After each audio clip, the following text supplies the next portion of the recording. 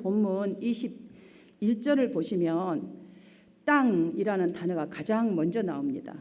그 다음에 22절에 보시면 들짐승이라고 땅, 그 다음 들짐승이라는 형식으로 이렇게 위로의 대상의 단계가 땅부터 시작해서 딱 가다가 단계를 높여온 그 요엘 선지자는 이제 본문 23절에서는 최종적으로 시온의 자녀들아 너희를 위하여 비를 내리시되 이른 비와 늦은 비가 예전과 같을 것이라. 이런 말씀으로 이스라엘 전체 백성에게 그 위로와 또 소망의 메시지를 선포하고 있습니다. 이 본문에 언급된 이른 비와 늦은 비는 구약 성경에 참 많이 기록되어 있습니다. 호세아서, 신명기서, 스가랴, 에스겔 뭐 등등의 이렇게 기록이 되어 있고, 신약 성경에서는 사도행전과 야고보에서의 등장 언급되는 비라는 단어, 늦은 비와 이른 비라는 단어가 이렇게 등장되어 있습니다. 성경에서 비라는 표현은 하늘로부터 주어진다라는 뜻이 있어요. 그러니까 이것은 어떤 누구도 만들어낼 수도 없는 오직 하나님으로부터 주어진다는 의미가 있어요. 여기 비를 내려주시되 이른 비와 늦은 비를 내려주신다라는 이 말씀은 결정적인 기회의 시간을 의미하는 뜻이에요. 그러니까 카이로스 타임, 하나님의 시간, 내가 만들어 놓은, 내가 결정하는 그 시간이 아니라 하나님께서 결정하신 그 시간, 하나님께서 주시는 기회를 놓치지 않고 미래를 향해서 준비하고 노력하는 그 자에게 때를 따라서 성령께서 그 영혼을 성결하게 하시고, 그러니까 우리의 영혼의 이 성전, 마음의 성전을 성결하게 가장 먼저 하셔야 돼요. 그 다음에 거룩하게 하셔서 우리가 보는 대로 행하는 것이 아니라 절대 확신을 가지고 믿음으로 행하도록 성화시키는 이 성령의 역사를 뜻하는 거예요. 이른 비와 늦은 비라는 뜻은. 그러므로 오늘 메시지는 어찌할 바 없는 이 시대, 지금 우리 어찌할 바가 없잖아요. 어디다 손을 대야 될지도 모르겠어요. 뭘 해야 될지도 우리는 진짜 앞이 안 보여요. 뭘 할 수도 없는 상황이에요. 이런 시대를 살아가는 그리스도인들에게 매우 중요한 메시지가 아닐 수 없어서 오늘 저는 이 본문을 선택했습니다. 요엘 선지자를 통해서 하나님께서 정말 하나님의 그때에 적절하게 내려야 하는 그것을 준비하려면 이 늦은 비와 이른 비로 이렇게 성령의 역사를 비유하셨는데, 그 이유는요, 왜 늦은 비와 이른 비를 비유하셨을까? 그것은 바로 팔레스타인 옛날 지방에는 1년에 2차례씩 가을에 속한 10월 달, 그러니까 10월, 11월, 12월 뭐 이럴 때에 비가 오는 거예요. 그 다음에 또 한 번은 봄, 3월과 4월, 이제 봄이 되고 땅이 좀 녹을라 할 때 그때 두 우기가 있었어요. 따라서 여름 동안에는 거의 비가 오지 않는 거예요. 그렇기 때문에 농부들은 어때요? 땅이 굳어서 씨를 도대체 뿌릴 수가 없는 거죠. 우리 인생에도 마찬가지라는 거죠. 그래서 이 지역은, 우리나라는 봄에 씨를 뿌리고 가을에 거두는데 이 지방에는 가을에, 늦가을에 그 이른 비가 오는 그때에 땅이 촉촉할 때에 그때 씨를 뿌리고, 그 다음에 이제 그 다음에 수확하기 직전에 3, 4월 달에 비가 오는 거예요. 그래서 그때 수확을 하는 거죠. 그러니까 우리나라와 반대예요. 그래서 농부들은 이제 이 비가 이른 비와 늦은 비 오는 그 사이 중간에 땅이 굳어 있는 그때에 준비하는 거예요. 그때 지금, 그러니까 우리가요 영적으로 보면 지금 준비하는 거예요. 하나님의 카이로스 타임을 적절하게 맞이하려면 지금 준비하는 거예요. 그때 농사를 짓기 위해서 비를 간절히 기다리는 마음으로 땅을 경작하죠. 이제 경작해놓고 기다리는 거예요. 지을 수 있도록 그렇게 준비하고 있다가 이제 늦가을 10월쯤에 돼서 비가 척척하게 아주 농사를 짓기에 적정하게 땅을 다 촉촉하게 적시면 그때 각종 씨를 뿌리게 되는 거죠. 그러면 촉촉하게 받은 그 씨가, 수분을 받은 그 씨가 새싹이 올라오기 시작하는 거죠. 그러면 새싹이 올라와서 이제 점점점 자라잖아요. 겨울 때 되면 많이 성장을 못하는 거죠. 그러니까 그렇게 자란 이 농작물이 겨울 동안 생명을 잘 유지하고 보존하고 있다가 한 4월 달, 3, 4월경에 이제 그때 늦은 비가 쫙 한 번 또 오는 거예요. 그때 오면 이제 막 자라고 열매가 막 이제 몽글몽글하고 있던 것들이 흡수를 이제 잘 받는 거죠. 그동안에 얼마나 땅이 또 많이 말라 있고 또 프로즌 돼 있잖아요.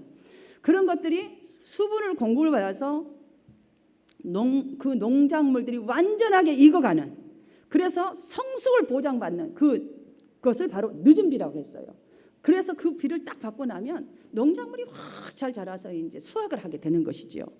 여러분, 그러니까 이 농작물을 익어가게 되고 또 뿌리게 될 때에 이 필요한 것, 그 나라 전체 농사의 결과는 어떻게 해요? 하늘에서 내려주시는 이 선물이 없이는, 이른 비와 늦은 비가 없이는 불가능하다는 것을 지금 그거를 비유해서 말씀하고 있는 것이죠. 그래서 여름에 쫙쫙 갈라지는 연단의 시간이 있다 할지라도 그 연단을요, 그 이른 비와 늦은 비의 기대를 가지고 기다리는 거예요. 기다릴 수밖에 없는 거예요. 왜냐하면 어찌 할 바가 없어요. 여러분, 지금 어떻게 하겠어요? 여러분들 이 시대에, 지금 이 상황에서. 그러니까 우리가 기다려야 될 건 분명히 하나님의 그 시간, 적절하게 내려주시는 역사실 그 시간을 꼭 기다려야 한다는 것이에요. 여러분, 비를 내려주시는 분은 오직 하나님이에요. 위로부터 아래로 오지 비가 아래서부터 위로 솟는 거 보셨습니까? 없어요. 저는 오늘 이른 비와 늦은 비로 표현된 성령의 역사를 우리 각 개인적인 영적 성장 단계의 측면에서 살펴보았으면 좋겠습니다. 왜냐하면 개인적인 측면에서 이른 비와 늦은 비, 즉 성령의 사역을 이해하느냐 못하느냐에 따라서 완전히 다를 수 있어요. 우리 신앙관이, 또 생활이, 우리 삶이. 그리고 말씀을 정말 우리가 반복하고 왜 소가 이렇게 여물을 되씹잖아요. 이것듯이 우리가 잊혀진 진리를 되찾으려고 노력하느냐 안 하느냐, 이거에 따라서 신앙이 지속적으로 잘못하면 잠이 잘 수도 있고, 그러니까 몸은 살아있으나 영적으로 죽은 자로 살 수도 있고, 또 하나는 두 번째로 살아있는 동안에 성령께서 주시는 은혜를 가까이 준비하고 껴있고 열심히 되씹고 진리를 다시금 내 속에 있는 걸 자꾸 하고 노력하는 신앙생활을 하면서 신앙을 우리가 건강하게 유지하고 그리스도의 제자로 끝까지 하나님 부르시는 그날까지 멋지게 살아갈 수도 있다는 것입니다. 그래서 야고보서 5장 7절에서는 그러므로 형제들아, 주께서 강림하실 때까지 길이 참으라. 보라, 농부가 땅에서 나는 귀한 열매를 바라고 길이 참아 이른 비와 늦은 비를 기다리나니 라고 이렇게 말씀하셨어요. 여기 비는 성령님의 임재를 말하는 거예요. 그러니까 우리가 성령의 임재를 알고 기다리는 사람과 열심히 추구하는 사람의 인생이 다르겠어요? 안 다르겠어요? 당연히 다르죠. 스가랴에서도 보면 10장 1절에서도 봄비가 올 때에 여호와 곧 구름을 일게 하시는 여호와께 비를 구하라. 무리에게 소낙비를 내려서 밭의 채소를 각 사람에게 주시리라. 여러분, 이 스가랴 선지자도 보세요. 성령의 강림, 우리에게 적절한 그 은혜 받을 수 있는 것을 봄비로 했어요. 봄비는 겨울에 딱딱 그 굳어있는 땅에 촉촉한 그 뜨뜻한 비처럼 와서 녹아주잖아요. 눈도 녹아주고 얼음도 녹아주고. 여러분, 우리가 구해야 이 비를 내려서 우리의 딱딱하고 갈급한 이거에 하나님이 살아가야 될 힘을 주는 이걸 받지 않겠습니까? 이걸 비유해서 말했어요. 그래서 성령의 임재는 우리의 구원과 너무 밀접한 관계가 있음을, 이것이 오늘 본문만 보아도 확실한데, 그럼 이른 비와 늦은 비는 영적으로 도대체 무엇을 의미하는가? 그래야 우리가 이른 비를 기다리고 늦은 비를 기다릴 거 아니에요. 자, 우리가 영적으로 보면 이른 비가 내리기 전 상태는 뭐냐면 아직 거듭나지 못한 상태죠. 그러니까 예를 들면 여러분이 가까이 계신 분들에게 정말 예수를 이렇게 믿어야 한다, 이러면 안 된다, 뭐 하여튼 여러 가지 고루고루 복음에 대한 얘기를 해도 거기에 하나님에 대한 전혀 관심이 없고 세속적인 거에만 관심이 많아서 얘기를 해도 그쪽으로만 막 가기를 원하는 사람, 그러니 말씀이 들어갈 자리가 없는 상태, 영적으로 무지한 상태가 바로 이제 이른 비가 오기 전의 상태라고 할 수 있어요. 그러나 그 이른 비가 내린다는 것은 이제 그리스도를 막 영접하고 그렇게 살다가 어느 날부터 이거 안 되겠다, 조금씩 하나님을 찾으려는 이 마음이 생겨나면 그때부터 어떻게 해요? 예배의 자리에 나오겠어요. 여러분 시험 들면 예배 잘 안 나오잖아요. 근데 어느 날부터 안 된다, 이러면 안 되지, 예배에 나가야 되겠다, 그래도 이런 마음 있잖아요. 자, 그래서 예배 자리를 찾아오게 되고, 또 한 가지, 기도도 해야 되겠구나. 기도의 자리를 찾게 돼요. 그러면요, 그것이 바로 농부가 씨를 뿌리는 시간과 똑같아요. 신앙에 열심을 내는 거죠. 그러면은 여러분이 그동안에 마른 땅에 그 씨앗을 심을 정도로 마음이 촉촉해지는 그런 영적으로 이제 처음으로 어떤 게 오냐면 기도하고 그렇게 예배에 참석하다 보면요, 야, 내가 지금 살아온 옛 자아가 이거 잘못되었구나. 이거 싫어지는 느낌이 딱 찡한 의의 칭의가요 딱 임하게 되어 있어요. 여러분들 예배 열심히 하고 하면 기도 열심히 하고 그게 안 올 수가 없어요. 성령이 우리 안에 내주 있기 때문에 잠자는 성령을 내가 정말 노력하면 성령이 딱 그때부터 일하기 시작하는 거예요. 그러니까 내가 텃밭을 만들어야 되는 거예요. 성령이 억지로 해줄 수는 없어요. 우리가 뭔가를 해야 되는 거죠. 그렇게 경험하게 되면요, 이것을 바로 이른비라고 저는 표현하고 싶어요. 그러면 그때부터 성경이 말하는 빛과 소금, 우리 맨날 말로 빛과 소금 하잖아요. 그런데 이 빛과 소금이 도대체 어떤 삶을 살아야 하는 것인가, 그것이 실제적으로, 이게 머리가 아니라 실제적으로 정말 깨닫게 되면서 내가 내 삶 하나하나가, 행동 하나하나가 좀 빛된 삶, 맛을 내는 삶, 그러니까 비표한 것에 정말 부패를 좀 막는 역할을 감당하는 그런 단계 삶으로 자라가려고 부단히 노력하는 거예요. 물론 조금 전에 이렇게 설명드린 대로 이른 비와 늦은 비 사이에는요, 비가 오지 않는 시기가 있듯이 우리가 계속 그렇다고 성화되어 가면 자라면 얼마나 좋겠어요. 그런데 정말 우리가 오늘날과 같은 이런 생각지도 않은 극심한 고통이 올 수도 있고, 또 어떤 아픔이 올 수도 있고, 질병에 걸릴 수도 있어요. 별것도 아닌데 막 시험이 갑자기 와서 넘어지기도 하고 실패하기도 합니다. 그러나 여러분들 오늘처럼 여러분이 예배 앞에 나와서, 주님 앞에 나와서 예배드릴 때에 다시 내가 하나님의 말씀을 붙들고 또 붙드는 그분들은 여러분들 또 회개가 또 나오게 돼 있어요. 그러면 그 넘어진 경험을 바탕으로 이제는 또 다시 이런 회개가 계속 지속적으로 여러분 속에 나온다면 더 깊은 영적 성장을 위해서 성령의 임재를 갈구하게 돼 있어요. 준비하게 되어 있다는 거예요. 그래야 영적으로 장성한 분량의 자란 성도들에게 이제 늦은 비, 그 다음엔 더 굳건하게 설 수 있는 늦은 비, 성령의 완전한 인치심이 받고 나서 죄를 짓고 넘어지거나 실패하는 일이 없도록, 그때부터 이제 분별이 돼요. 없도록 한 번 그 사람에게 성령으로 역사심으로써 이제는 그 성도가 신앙이 연결게 하시는 거예요. 하나 성령님이 연결게 하셔서 세상의 복음의 능력으로 세상을 압도하는 그런 삶을 살게 되는 것이 바로 늦은 비예요. 그래서 그때는 내를 십자가에 죽인다 해도 내가 예수를 부인하지 않게 돼 있어요. 이게 늦은 비입니다. 사랑하는 성도 여러분, 우리 모두가 각종 제약을 이길 수 있는 새 힘을 얻고 하나님께서 주신 사명을 잘 감당하도록 성령께서 부어주시는 늦은 비를 더욱 사모하는 저와 여러분이 되기를 간절히 주님 이름으로 축복합니다. 그러므로 23절에서 너희를 위하여 비를 내리시되 너희에게 적당히 하게 주시리니, 여러분 우리의 신앙 이 성장과 열매 맺는 이 결실 기간, 그러니까 인생 과정에요, 비가 적당히 온다, 은혜가 적당히 온다는 것처럼 이것처럼 축복이, 큰 축복이 아닐 수 없어요. 너무너무 큰 축복이에요. 비는 여러분 과학적으로나 인간의 힘으로 만들어낼 수가 없는 거예요. 오직 it's up to him, it's up to the Lord, 하나님뿐이에요. 오직 하나님의 소관이에요. 만약 여러분들 파종기에 이제 그러니까 파종기나 그 결실할 때에 비가 완전히 오지 않는다고 한번 생각해 보십시오. 혹은 지금 한국에 얼마나 홍수 나고 또 나고 지금 이번 주에 또 온다고 하는데 정말 걱정이에요. 가난한 사람 더 죽어요. 지금 시골에 있는 정말 그 어르신들 그 봄 여름 동안 그렇게 땀 흘리고 해놨는데 싹 쓸어불고 물이 다 차여버리는데 장사하시는 분들 정말 불쌍해서 못 보겠어요. 막 눈물이 나요. 근데 또 홍수가 온대 여러분들. 그럼 그동안에 어떻게 해요? 돈 들이고 수고하고 피땀 흘렸던 그것이 다 헛된 거가 되고 마는 거잖아요. 여러분 이른 비와 적절한 늦은 비를 경험할 수 있는 그 과정의 결과가요 어디에 나오냐, 사도행전 1장과 2장에서 만나볼 수가 있어요. 너무너무 이건 철두철미하게 성경에 다 가르쳐주고 있는 거예요.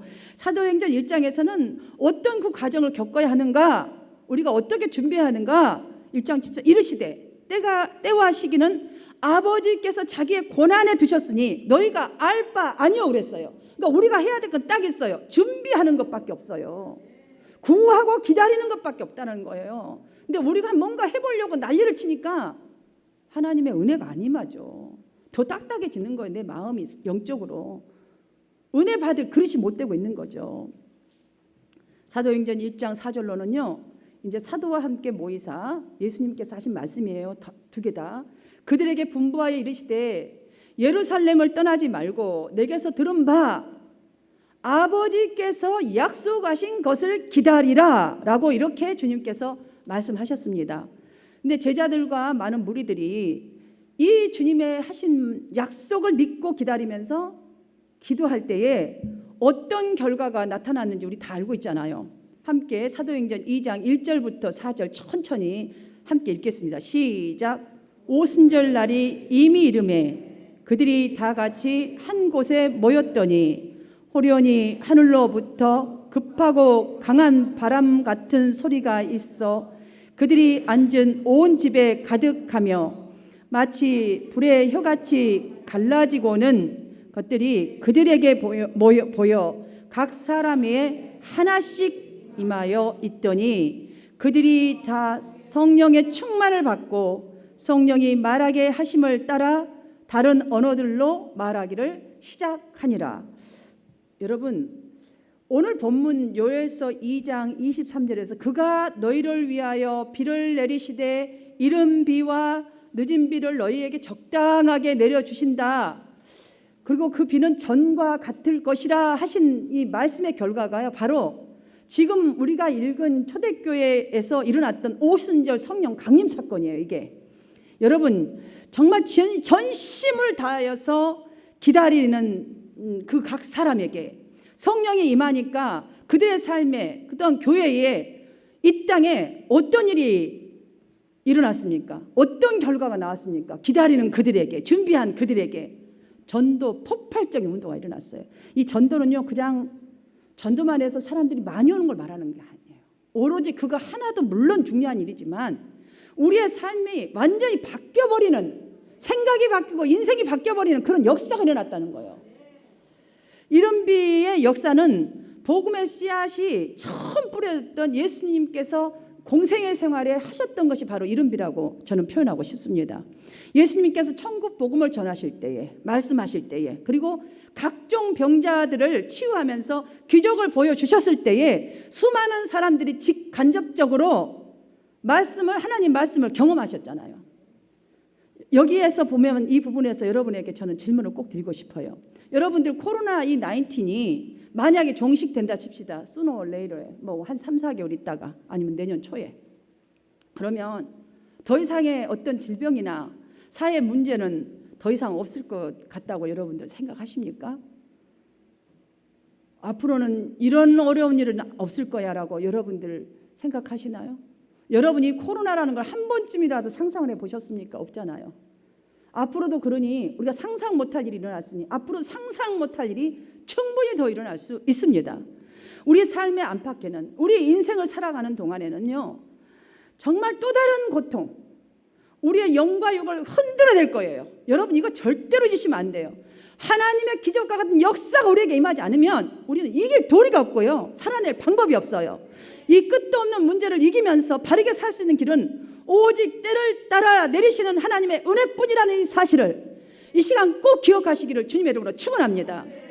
실제적으로 그리스도 예수께서요 십자가에 죽으시고 부활 승천하신 후에 성령을 기다리라. 그러니까 승천하시기 전에 부활하시고 그 제자들에게 나타나셔갖고 말씀하실 때에 그 말씀을 듣고 믿는 자들이 다 같이 한 곳에 모여 전심으로 기도한 그들에게 어땠겠어요?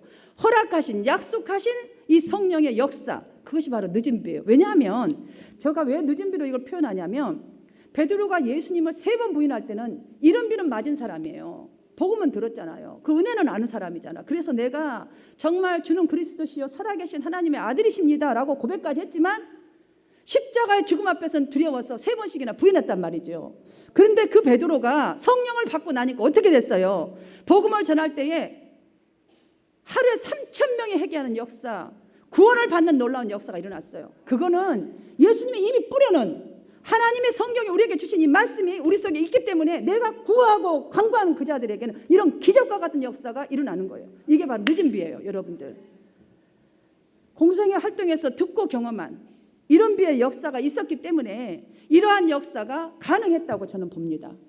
우리는 이미 말씀이 여러분 속에 씨앗이 있습니다. 성령의 불도 와 있습니다. 그렇다면 이제부터 듣고 믿고 구하고 기다리는 이 자세가 우리의 삶이 돼야 되는 거예요. 진정으로 기다리는 자의 삶이 나타나야 되는 거예요. 그러면 카이로스 타임에 하나님의 계획한 그 시간대에 여러분에게 늦은 비를 분명히 내려주실 것을 믿으시기를 바랍니다. 코로나로 인하여 많은 사람이 지금 우울증에 시달리는 현상이 일어난다고 해요. 그 우울증이라는 것이 예전에 비해서 75%, 80%에 입각하고 있다고는 보고가 있습니다. 사랑하는 여러분, 전능하신 하나님의 백성, 이른 비의 은혜를 이미 경험한 우리 성경을 아는 이 하나님의 백성인 그리스도인들이 지금 해야 할 일이 그럼 무엇이겠습니까? 지금 정말로 해야 할 일이 있지 않겠습니까? 그 뭐냐? 예루살렘을 떠나지 말고 성령을 기다리라. 여러분, 이 말씀을 쫓아 전심을 다하는 우리의 삶이 되어야 할 줄 믿습니다.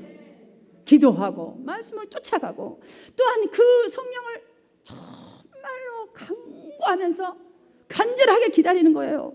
그러면 카이로스 때에 오순절 날이 이미 이름에 그 말을 받는 각 사람들은 다 성령의 충만을 받고 그때부터 어떻게 해요? 복음을 전할 때에 여러분 어디가 삶을 살 때에 여러분이 무엇을 한들 제자나 성도의 수가 3,000명이 늘어났더라. 여러분의 삶이 부흥하고 새로운 멋진 삶을 살아가게 될 줄 믿습니다. 사랑하는 여러분, 탄식만 나오는 이 시대 속에서 우리가 살기에 더더욱 정말 이런 시대에 우리가 살고 있잖아요. 그렇기 때문에 우리는 더더욱 성령의 늦은 비의 역사에 참여하도록 준비해야 하겠습니다. 21절로 땅이여 두려워하지 말고 기뻐하며 즐거워할지어다. 여러분 지금 땅이 말라있고 뭐하는데 땅이여 즐거워할지어다 기뻐할지어다 하는 그 말씀을 믿는 자는 복이 있는 줄 믿습니다. 자, 여기서 또 한 말씀하십니다. 여호와께서 큰 일을 행하셨음이로다. 이미 행하셨다는 거죠. 여기 보면 여호와께서 큰 일을 행하셨다라는 이 말씀은 하나님의 백성들이요 착해서 의로워서 큰 일을 행하셨다가 아니에요. 여러분들, 우리가 착하고 의로워서 그건 당연한 거예요. 세상 사람 착하고 의로워요. 이걸 영적으로 말씀드리자면 하나님께서 우리가 받을 모든 고통, 영원한 저주를 위하여 친히 독생자를 이 땅 가운데 보내셔서 그 독생자 예수를 십자가에서 못 박히게 하심으로써 이 인류의 모든 죄에서 구원시켜 주셨어요. 그 어마어마한 일이 하나님께서 행하신 큰 일이라는 말씀이에요. 이걸 우리가 똑바로 알아야 돼요. 이걸 그냥 나에게 큰 일 행하 주시겠지 이게 아니에요. 독생자를 준 것보다 더 큰 일이 어디 있겠어요. 그것 때문에 지금 문이 열려 있는 거잖아요. 은혜의 시대에 우리가 살고 있는 거잖아요. 율법에 매인 것이 아니라 이 시간에도 구하고 기다린 자에게 성령이 직접적으로 관통하여서 임한다는 이 사실 속에 있는 우리 아닙니까? 사랑하는 성도 여러분, 말씀을 다시 한번 정리하며 마치겠습니다. 우리가 사는 날 동안 끊임없는 제약을 이길 수 있는 새 힘의 근원인 성령, 이른 비와 늦은 비를 정말 맞아야 그리스도인으로서의 삶을 살 수 있습니다. 교회가 더 이상 욕을 얻어먹지 아니하고 교회가 세상으로부터 손가락질을 당하지 않게 됩니다. 이 놀라운 사실을 우리는 오늘 본문을 통해서 이 늦은 비의 중요성, 얼마만큼 우리가 늦은 비를 지금 기다릴 때인가, 내가 지금 기다려야 될 그 주인공이라는 걸 우리가 배웠습니다. 하나님께서 내리시는 적절한 비, 즉 성령이 부어지는 역사를 성경에 보면요, 하나, 어떻게 부어졌던가, 하나, 참된 회개로 마음을 겸비할 때에 성령이 부어졌어요. 기다리라면 순종하고 진정으로 거기서 주님 내가 주님을 기다립니다 하면요, 여러분 회개 안 나올 수가 없어요. 그렇게 마음이 겸비되면 성령이 임하게 돼 있어요. 이른 비가 오든 늦은 비가 오든 오게 돼 있어요. 두 번째, 더 이상 최고의 자리를 위해서 싸우는 것이 아니라 서로 연합할 때 성령이 부어졌어요. 그들은 내가 좋은 자리 찾으라 밖에서는 그랬어요. 근데 모이라 할 때, 예루살렘에 모여 기도하라 할 때 합심하여 그들이 다 내려놓고 기도할 때에 서로 연합하여 기도할 때에 성령이 부은 바가 이루어졌습니다. 세 번째로는 그들은 하나님의 말씀만을 붙잡고 간절히 기도할 때에 성령이 부어졌습니다. 아멘입니까? 네 번째는 농부처럼 정말 믿고 인내한 거예요. 인내 인내할 때 성령이 부어졌어요. 쬐끔 해보다 많은 게 아니에요. 농부처럼 정말 비가 오겠지. 비가 올 거야. 올 거야. 끊임없이 그 인내하면서 자기 할 일을 하는 거예요. 구하는 거예요. 찾는 거예요. 예배하는 거예요. 이럴 때 성령이 부어졌습니다. 오늘의 현실은 특별히 정말 성령이 하시는 일을 저와 여러분 그리고 온 그리스도인들이 세상에 보여줘야 할 책임이 있음을 절실하게 느낍니다. 지금 현실 속에 더 많이 느낍니다. 그러므로 이제부터 위에 이 네 가지, 조금 전에 말씀드린 네 가지를 우리 일상에다가 적용해야 할 때인 줄 믿습니다. 신명기 11장 13절과 14절을 우리 함께 한번 읽어볼까요? 시작. 내가 오늘 명하는 내 명령을 너희가 만일 청종하고 너희 하나님 여호와를 사랑하여 마음을 다하고 뜻을 다하여 섬기면 여호와께서 너희의 땅에 이른비 늦은비를 적당한 때에 내리시리라. 너희가 곡식과 포도주와 기름을 얻을 것이라.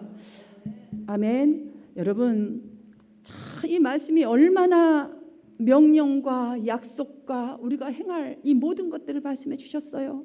얼마나 쉽게 말씀해 주셨고 얼마나 하나님이 우리에게 그 이른비와 늦은비를 주시고자 하시는 그 하나님의 그 마음이 느껴지지 않습니까? 너희가 곡식과 포도주와 기름을 얻을 것이라고 이렇게만 하면 이 약속 정말 멋지잖아요. 이만큼의 축복이 어디 있겠어요? 누가 우리한테 이런 축복을 주겠어요? 본문 26절은요, 하나님께서 이른비와 늦은비를 우리에게 부어주시고자 하시는 그 목적이 크게 세 가지로 이게 기록되어 있어요. 여러분, 그 하늘의 목적을 여러분 꼭 이루셨으면 좋겠어요. 그 목적이 무엇이냐?